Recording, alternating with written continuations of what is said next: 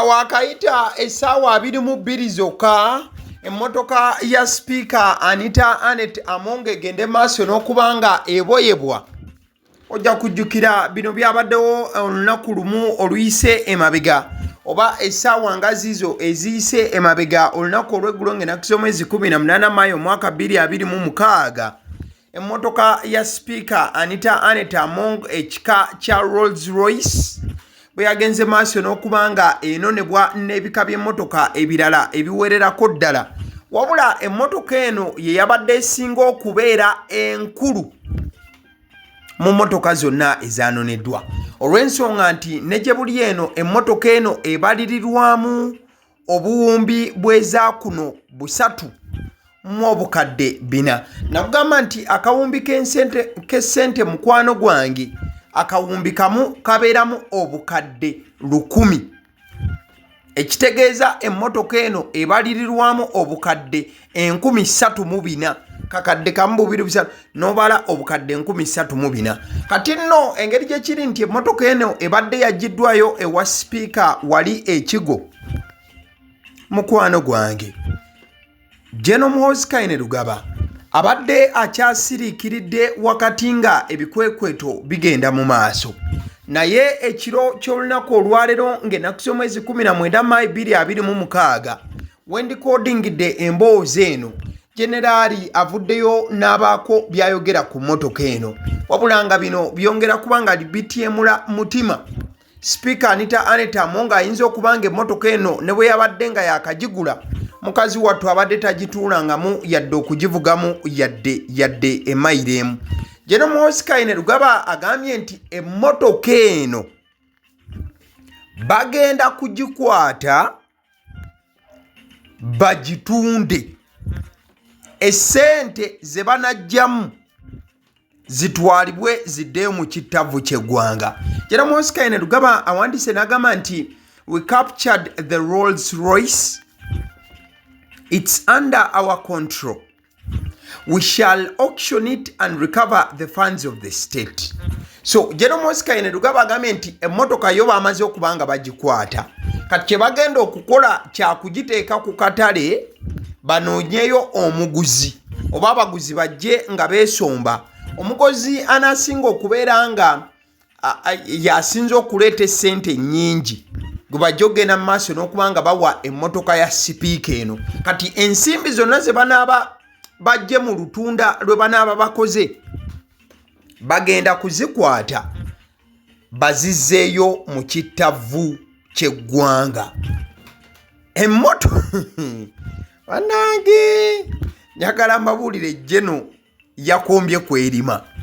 Era General Muhoozi Rugaba oluvannyuma lw'okukakasa nti emmotoka ya Speaker Anita Anet Among bagenda kugitunda bajjemu ssente, amaze n'awandiika n'agamba nti there is only one punishment for stealing from the Son of God, Jesus Christ.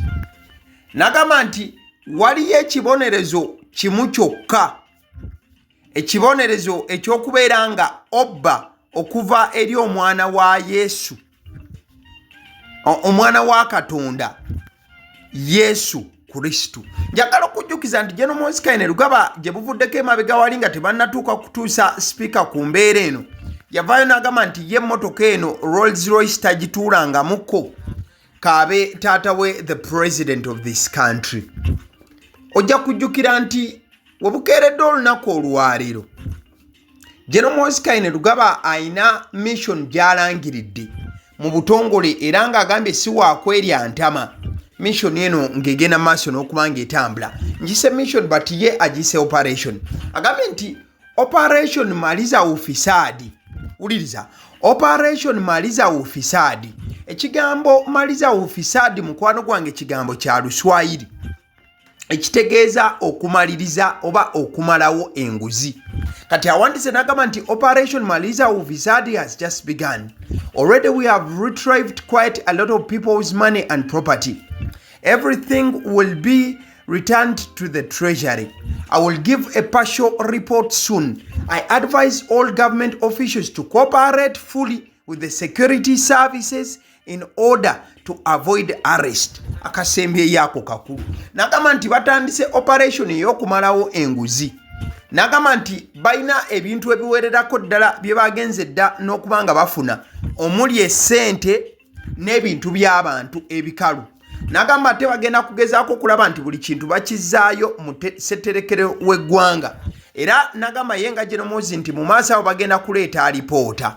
Wabula nagamba nti buli mukozi wa gavumenti kkiriza okukolagana n'abasirikale nga bazze wuwo okubanga bakutuukako okunoonyereza n'okubaako bye bakima.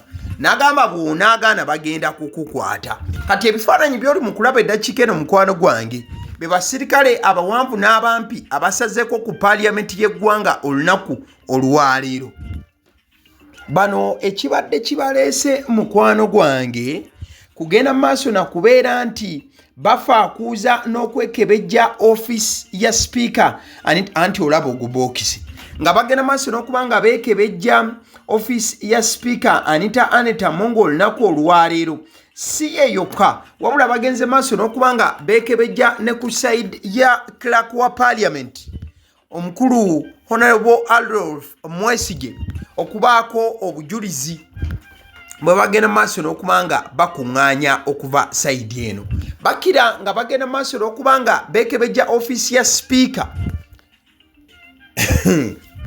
Generali awandiise nagamba nti when the lion roars, it's a very bad idea to be on the other side or try to put up a hopeless fight. You will be eviscerated. Ekigambo eviscerated mukimanyi bulungi mikwano gyange.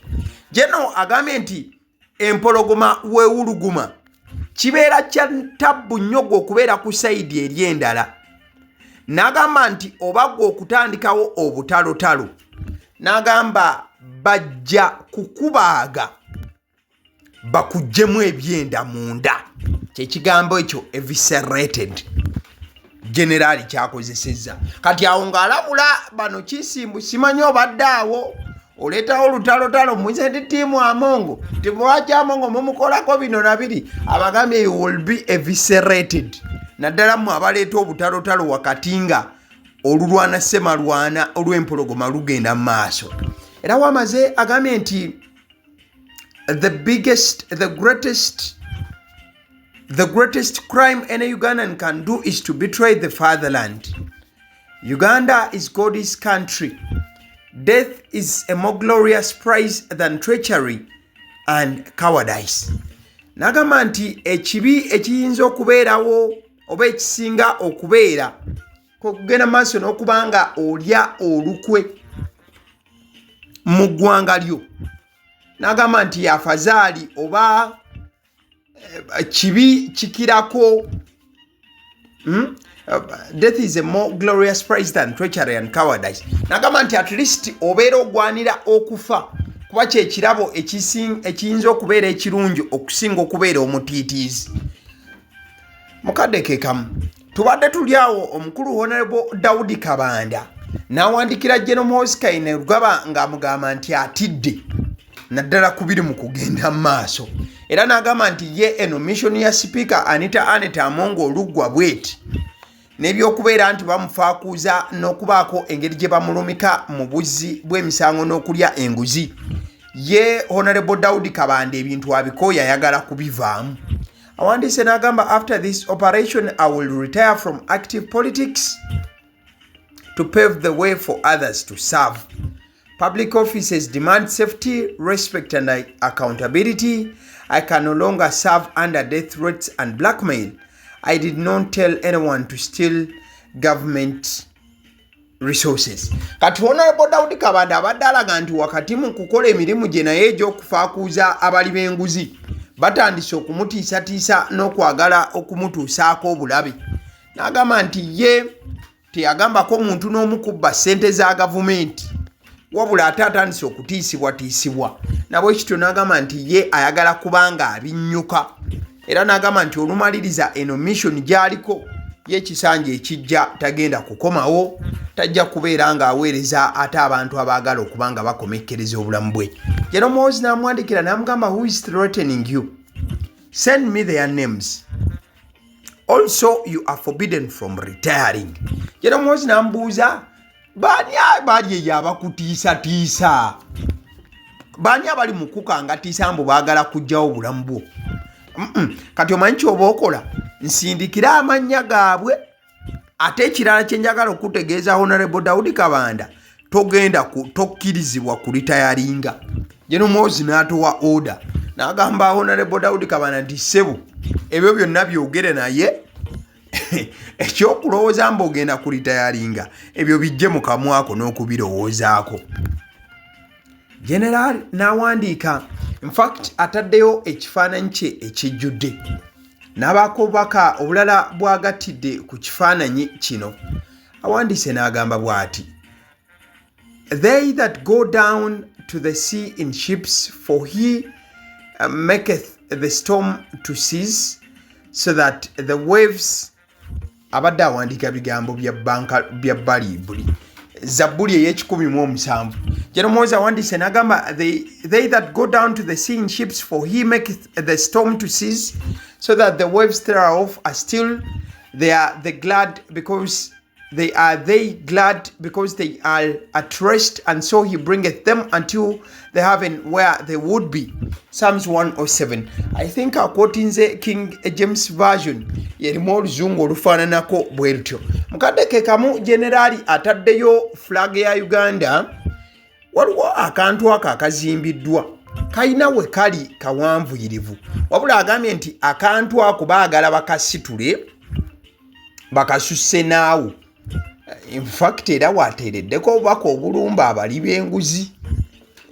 Alina byawandiiseeko awo kuba agambye this flag pole is only halfway complete.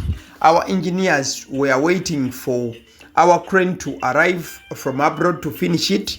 It is going to be the tallest in Eastern Africa. Rather than salaries and exorbitant allowances, money should be spent in making our fatherland Uganda great again. Agamba nti flag ya Uganda eyo oba akantu ako bagiteeka baagala kabe kawanvu nnyo n'okusinga awo okalabira. Era n'agamba nti bayinginiya baffe bali mu kulindirira ka crane katuuke. Crane ndowooza mugimanyi, eyambibwako okusitula ebintu n'okubiwanika n'okuzimba ebintu ebya waggulu, nti bagenda kubanga baagala akantu ako kabe nga ke kasinga obuwanvu mu East Africa wonna. N'agamba nti okusingako okubeera nga emisaala ne ssente oba zi allowances ezisusse zispendingibwa obubi, n'agamba zirina okuzzibwa mu kubeera nga zikola okutumbula ekifaananyi kya Uganda, ne Uganda okuddamu okubeera ennambulukufu oba ennuŋŋamu nate. Kale nzikiriza nkutegeeze ku bannaffe aba Honeybites bagamba nti bo omulimu gwe bakola gwa kukolera byakulya eby'abaana abadda ku masomero. Bwe tugamba abaana abadda ku masomero, saabo bokka abadda ku masomero, wabula n'ababeera ewaka balina package ey'ebyokulya eby'abaana mu line efaananako bwetyo. Gwe bakubire bukubizi obagambe njagala package y'ebyokulya by'abaana abali ku masomero oba abaana abalya ebyokulya. Balina ebyokulya yogera ku daddies, yogera ku binyeebwa, amawogola, yogera ku bagiya, yogera ku cupcakes, yogera ku donuts. Osobola okubafuna ku 0709 78 75 08.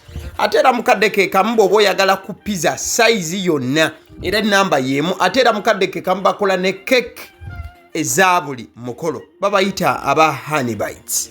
Njagala n'okutegeeza ku bannaffe aba Alson Painters UG, bano basiizi ba langi era nga balina obukugu mu kusiiga langi, era bamanyi ne langi ki egenda ku kizimbe kyo era mu ruumu ki. Tebasobola kuddira langi yandigenze mu kisenge ate ne bagisiiga mu ddiiro ey'omu dining ne bagisiiga mu kinaabiro. Nedda, Alson Painters UG omulimu gw'okusiiga langi bagukugukira ddala. basiiga ebizimba okuviira ddala ku ruumu emu paka ku makalina n'amakalina gwe bakubira ebukubizo bagambe nti Alson Painters UG namaliriza okuzimba ekizimbe kyange. In fact ne bw'oba olina ekizimbe nga kikadde nga olaba langi yakyo efaanana si bulungi, Alson Painters UG bazze kugonjoola ensonga eno. Bakubire ku 0705 1936 be bannaffe aba Alson Painters UG. Abaseddi omusunsuzi lyerinnya eryange yenze abaseddi omusunsuzi, yenze atuula emabega w'omuzindaalo buli lunaku era ly'eddoboozi ly'owuliriza ku mukutu guno. Abaseddi omusunsuzi ly'eddoboozi eryo era ng'omukutu kwoli gwe guno ogwagaliwo. Nagamba nti information yonna gy'olaba ku channel eno tetugattamu kintu kyonna ate tewali kye tutoolamu. Information nga bw'eba eyingiddewo ffe bwe tugikwata ne tugikuwa. Kati gwe omulabi n'osalawo ki eky'okukozesa information eyo. Kati ky'ogenda okukola mukwano gwange bw'oba omaliriza okulaba vidiyo eno, likinga, commentinga ki ky'olowooza, mukadde ke kamu subscribinga bw'oba nga omukutu guno oli mupya, ate era mukadde ke kamu sharingira mikwano gyo girabe vidiyo eno ate ne videos endala ku mukutu guno. Agaliwo YouTube channel, mwebale kutulaba.